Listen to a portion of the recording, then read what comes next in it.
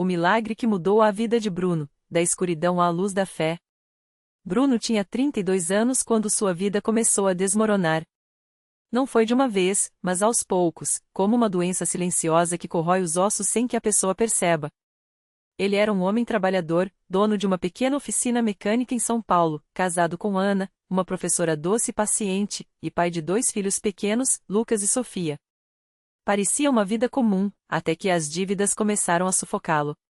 Tudo começou quando um cliente importante atrasou um pagamento grande, justamente quando Bruno havia investido em novas ferramentas para a oficina. As contas se acumularam: aluguel, luz, água, o financiamento do carro. Ele tentou segurar as pontas, mas a pressão era demais. Começou a dormir mal, acordando no meio da noite suando frio, com o coração acelerado. A ansiedade virou sua sombra. Até que, em uma madrugada, depois de mais uma noite em claro, Bruno olhou no espelho e não reconheceu o homem ali, olheiras fundas, rosto abatido, olhos vazios. Ele estava à beira de um colapso. Ana, sua esposa, percebeu a gravidade da situação quando o viu chorando no banheiro, as mãos trêmulas. Bruno, nós vamos dar um jeito. Deus não vai nos abandonar, ela disse, segurando suas mãos. Mas Bruno já não acreditava em nada. Deus? Onde ele estava quando tudo isso estava acontecendo? Respondeu com amargura. Foi então que a irmã de Ana, Márcia, que frequentava a Igreja Universal do Reino de Deus há anos, os convidou para uma reunião. Lá eles oram com fé, Bruno. Já vi milagres acontecerem. Pessoas sendo libertas, dívidas sendo pagas, doenças curadas. Vamos só uma vez, insistiu. Bruno relutou, mas Ana, com lágrimas nos olhos, pediu: por nós, por nossos filhos, vamos tentar. Chegar à Igreja Universal foi como entrar em outro mundo. O lugar estava cheio, o louvor era forte, as pessoas cantavam com os braços levantados, como se não houvesse problemas fora daqueles muros. Bruno se sentiu desconfortável no início, cruzando os braços, observando tudo com ceticismo. Mas quando o pastor começou a pregar sobre a fé que move montanhas, algo dentro dele estremeceu. Deus não é um Deus de derrota, mas de vitória. Ele quer te ver livre, prosperar, viver em paz, gritava o pastor, com uma autoridade que vinha de algo maior. Bruno sentiu um nó na garganta. Quando veio o momento da oração, ele não resistiu. Quando o pastor chamou os que estavam com problemas financeiros para irem à frente, Ana puxou sua mão. Vem, Bruno. Não custa nada tentar. Na frente do altar, com as mãos estendidas, o pastor ungiu sua testa com óleo e começou a orar com uma fé contundente. Em nome de Jesus, quebra-se agora essa maldição de pobreza. Todo jugo de dívida é destruído. O inimigo não terá mais poder sobre a vida desse servo de Deus. Amém. As pessoas ao redor gritavam glória a Deus, aleluia, e Bruno, pela primeira vez em meses, sentiu uma paz estranha invadir seu peito. O pastor então olhou nos seus olhos e disse: Filho, você precisa fazer a sua parte. Deus faz o impossível, mas você tem que dar o primeiro passo. Comece a dizimar, a oferecer com fé. Participe da campanha da prosperidade que começa a semana que vem. E não falte às vigílias de quinta-feira. Aqui, a fé é prática. Bruno saiu da igreja com uma mistura de esperança e dúvida. Mas algo havia mudado. Ele não conseguia explicar, mas sentia que não estava sozinho. Nos dias seguintes, Bruno começou a frequentar a igreja com mais assiduidade. Participou da campanha da prosperidade, onde aprendia que a fé sem obras é morta. Ele e Ana começaram a separar o dízimo, mesmo com as contas apertadas. Se Deus é fiel, Ele vai honrar, Ana dizia, e Bruno, aos poucos, foi acreditando. Uma noite, durante a fogueira santa de quinta-feira, o pastor fez um chamado especial. Quem aqui está precisando de um milagre urgente, vem agora ao altar. Bruno foi. Dessa vez, não por Ana, mas por ele mesmo. Quando o pastor impôs as mãos sobre ele e começou a orar com autoridade, Bruno sentiu algo que nunca havia sentido antes. Uma corrente elétrica percorreu seu corpo, e ele caiu de joelhos, chorando sem conseguir parar. Saia, espírito de derrota. Saia, ansiedade. Em nome de Jesus, este homem é livre, o pastor declarou. E Bruno creu. Não foi um alívio momentâneo. Foi uma certeza profunda de que tudo ia mudar. 3 dias depois, o impossível aconteceu. O cliente que devia a Bruno há meses apareceu na oficina, envergonhado. Desculpa, Bruno. Tive uns problemas, mas agora consegui o dinheiro. Aqui está, tudo quitado. Era exatamente o valor que faltava para saldar as dívidas mais urgentes. Bruno quase não acreditou. Mas o milagre não parou por aí.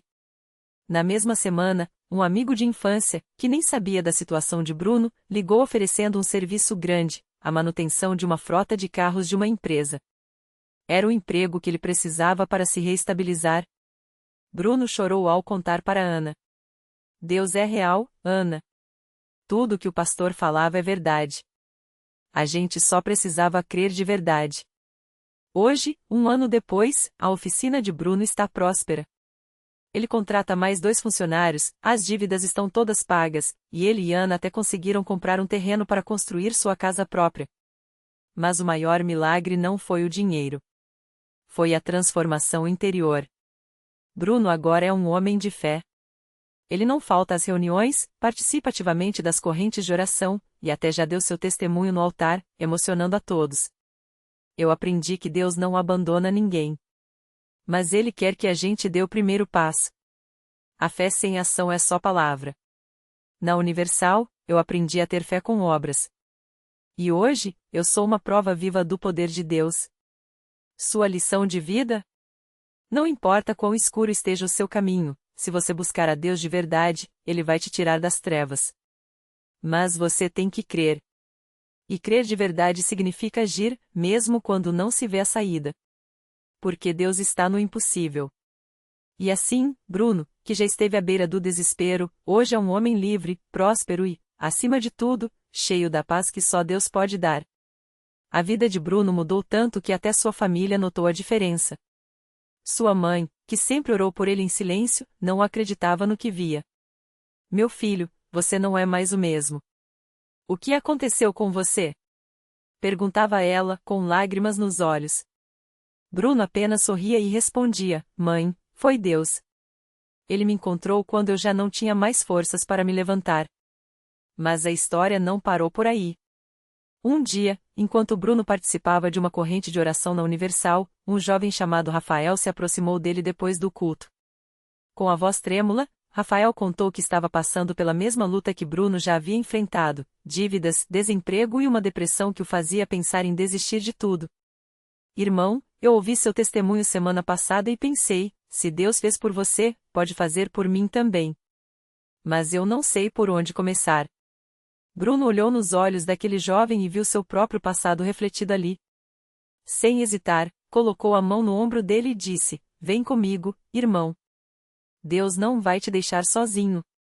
Eu vou te mostrar como dar o primeiro passo. E assim, Bruno começou a orientar Rafael, levando-o às reuniões, ensinando-o a orar com fé e a colocar suas batalhas no altar. Rafael seguiu o conselho. Começou a frequentar a igreja com disciplina, a jejuar e a buscar a Deus de todo o coração. Não foi fácil, as contas continuavam chegando, os credores ligando, e o desânimo batia à porta. Mas Rafael persistiu. E então, algo inesperado aconteceu. Certa manhã, enquanto ele orava no templo, um irmão da igreja se aproximou e disse, Rafael, eu tive um sonho com você ontem.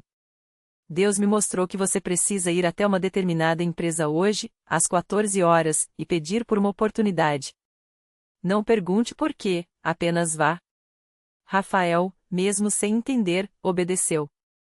Chegou à empresa no horário exato, e para sua surpresa, o gerente o recebeu na hora. Estranho, eu não tinha agendado nenhuma entrevista hoje, mas algo me disse para te esperar, confessou o homem. Naquela mesma tarde, Rafael saiu de lá com um contrato de trabalho assinado. Não era qualquer emprego, era uma vaga melhor do que ele jamais imaginou, com um salário que cobriria todas as suas dívidas e ainda sobraria. Quando ele voltou à igreja naquela noite, não conseguia conter as lágrimas. Pastor, Deus fez um milagre na minha vida. Eu não tenho palavras para agradecer. E assim, mais uma vida foi transformada. Bruno, que já havia sido resgatado das trevas, agora era instrumento de Deus para salvar outros. Ele entendia que o milagre não era só para ele, era para ser compartilhado. Deus não nos tira do poço só para nos deixar bem, Ele nos tira para que a gente estenda a mão para quem ainda está afundando, dizia ele, com a voz firme de quem já viveu o impossível. Hoje, Bruno e Rafael são amigos inseparáveis na fé. Ambos servem na obra de Deus, ajudando outros que chegam à igreja quebrantados, sem esperança. Eles sabem que, por trás de cada rosto abatido, pode estar um milagre prestes a acontecer. Porque na Universal, não há caso perdido. Há apenas almas que ainda não descobriram que, com Deus, tudo é possível. E a história continua, porque Deus nunca para de agir. Um domingo à tarde, enquanto Bruno e Rafael organizavam as cadeiras do salão depois do culto, um jovem entrou pela porta dos fundos da igreja com o olhar perdido e as mãos trêmulas. Vestia uma camiseta suja de terra, os olhos vermelhos de noite sem dormir. Ele se encostou na parede como se precisasse dela para não cair. Era Lucas, um rapaz de 22 anos que há meses vivia nas ruas, vítima de uma dependência que o havia roubado de tudo, família, sonhos, até a vontade de viver. Rafael foi o primeiro a notar. Ele conhecia aquele olhar, era o mesmo que tinha quando chegou à igreja pela primeira vez, arrastado pela mãe, cheio de revolta.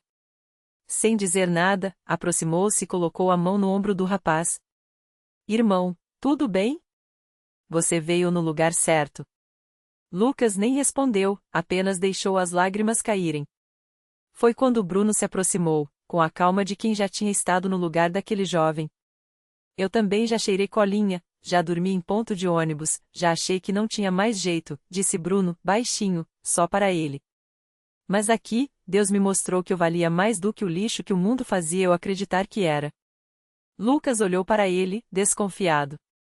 Como aquele homem, de terno simples mas limpo, com um sorriso tranquilo, podia entender o inferno que ele vivia?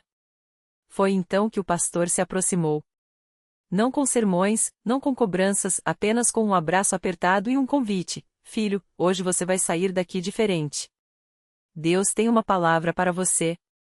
E tinha. Naquela noite, no culto da libertação, enquanto as mãos eram impostas e as orações subiam, Lucas sentiu algo que não sentia há anos: paz. Não era a falsa calma das drogas, mas uma quietude no coração, como se uma corrente pesada tivesse sido arrancada de suas costas. Os dias seguintes não foram fáceis. As crises de abstinência vieram, a tentação bateu à porta, as memórias do passado gritavam para que ele desistisse. Mas dessa vez, Lucas não estava sozinho. Bruno e Rafael se alternavam para ficarem com ele, levavam-no para os cultos, oravam com ele nas madrugadas quando o desespero apertava.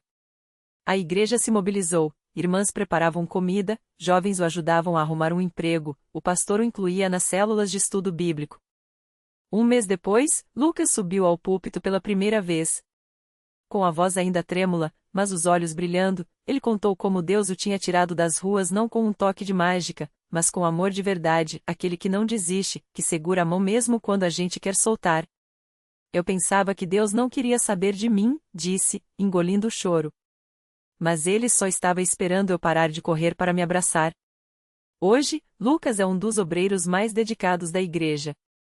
Ele e Bruno visitam abrigos e praças, levando comida, cobertores e, acima de tudo, esperança para quem ainda acha que está perdido. Rafael, agora casado e com uma filha, coordena um grupo de apoio para dependentes químicos dentro da Universal. Cada vida que resgatamos é um pedaço do inferno que vira céu, costuma dizer. E assim a corrente do bem continua. Porque na Universal, os milagres não são apenas histórias que se contam, são vidas que se reconstruem, todos os dias. E Deus, que não dorme nem descansa, segue escrevendo cada capítulo, provando que, quando o homem diz acabou, ele apenas começa.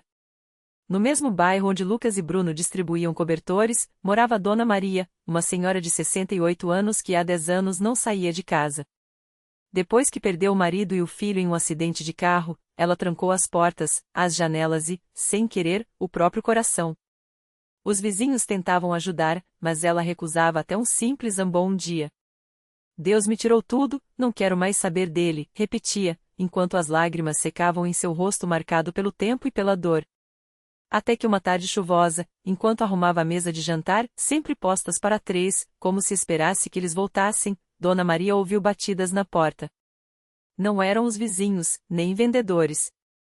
Era a voz firme, mas doce, de uma jovem obreira da Universal. Dona Maria, somos da igreja. Deus mandou a gente aqui hoje porque ele não esqueceu da senhora. Ela quase fechou a porta na mesma hora, mas algo naqueles olhos cheios de fé a fez hesitar. Deus esqueceu, sim. Ele levou minha família e me deixou sozinha, respondeu, com a voz trêmula. A obreira, chamava-se Ana, não se abalou. Pegou a mão da senhora, ainda pela fresta da porta, e disse: "E se a gente provar que ele nunca saiu do seu lado?" Na semana seguinte, Ana voltou com mais 2 irmãs. Não forçaram entrada, não deram sermão. Só sentaram no alpendre, oraram baixinho e deixaram uma cesta com pão caseiro e um bilhete: "Deus ainda tem um plano para a senhora. Espere por ele." Dona Maria chorou ao ler, mas guardou o papel dentro da Bíblia empoeirada que não abria há anos. Os dias passaram, e as visitas se tornaram rotina. Até que, em uma quarta-feira, Ana chegou com uma notícia: "Dona Maria, amanhã tem um culto especial na igreja. É sobre restauração. A senhora vem?" Ela recusou, como sempre. Mas naquela noite, sonhou com o filho. Não era um pesadelo, não era uma lembrança dolorida. Ele sorria e dizia: "Mãe, vai. Lá você vai me encontrar de novo." No dia seguinte, pela primeira vez em uma década, Dona Maria calçou os sapatos e saiu de casa. Tremia das mãos aos pés, mas as irmãs a abraçaram como se fosse família. Dentro da Universal, entre os louvores e as orações, ela sentiu algo estalar dentro do peito, não de dor, mas de alívio. Quando o pastor chamou os que precisavam de um milagre para irem à frente, seus pés moveram-se sozinhos. "Senhor, se o Senhor existe mesmo, me mostra que o meu filho está bem. Me tira essa saudade que me sufoca", pediu, entre soluços. O pastor impôs as mãos sobre ela e orou com autoridade: "Em nome de Jesus, quebra essa prisão de luto. Deus não é Deus de mortos, mas de vivos." Naquele instante, Dona Maria sentiu um calor invadir seu corpo, como se braços invisíveis a envolvessem. E então, claro como água, ouviu a voz do filho novamente: "Eu tô bem, mãe. E eles também estão te esperando aqui." Quando abriu os olhos, as lágrimas não eram mais de tristeza. Eram de paz. Na semana seguinte, ela voltou. E na outra, também. Hoje, Dona Maria é uma das intercessoras mais fervorosas da igreja. Todo sábado, ela visita outras pessoas enlutadas, levando o mesmo pão caseiro que recebeu um dia e a mensagem que mudou sua vida: Deus não tira para nos castigar. Às vezes, Ele só precisa do nosso vazio para encher com algo maior. E assim, como Lucas, Bruno e Rafael, Dona Maria entrou para a corrente do bem. Porque na Universal, os milagres não escolhem idade, nem passado, nem ferida. Eles chegam onde a fé encontra a necessidade e transformam cinzas em beleza, choro em dança, e solidão em família. No mesmo bairro onde Dona Maria agora distribuía esperança, morava um jovem chamado Tiago. Aos 22 anos, ele já havia conhecido a dor de perder o pai e a vergonha de ser chamado de malandro pelas ruas. As tatuagens nos braços contavam histórias que ele preferia esquecer: noites sem dormir, brigas por território e uma faca que, por pouco, não tirou sua vida. Mas o que mais doía não eram as cicatrizes na pele, e sim o vazio no peito. Tiago sentia que, por mais que corresse, nunca escaparia do próprio passado. Até que uma tarde, enquanto passava em frente à Universal, ouviu um coro que parecia cantar só para ele: "Vem, pecador, que Jesus te chama." Parou. Não sabia por quê. Talvez fosse a melodia, ou a voz firme do pastor que, naquele momento, falava sobre segunda chance. Ou talvez fosse apenas Deus, mais uma vez, estendendo a mão onde menos se esperava. Ele entrou. Não para ficar, só para dar uma olhada. Mas quando o pastor olhou nos seus olhos e disse: "Hoje tem um jovem aqui que acha que não merece perdão, mas Deus está dizendo que já pagou por você na cruz", Tiago sentiu algo estalar dentro dele. Não eram lágrimas, ainda não. Era como se uma corrente invisível se rompesse. Naquela noite, ele ajoelhou no altar e chorou como nunca. Não de tristeza, mas de alívio. Porque pela primeira vez em anos, alguém melhor, alguém o chamava pelo nome sem julgá-lo. Os dias seguintes não foram fáceis. As tentações do passado batiam à porta, e os antigos amigos a zombavam: "Tu acha que reza vai te dar comida, Tiago?" Mas ele voltava. Toda terça e sexta, sem falta. E a cada cultos, percebia, as mãos que antes seguiam armas agora se erguiam em adoração. Os pés que corriam de polícia agora dançavam no espírito.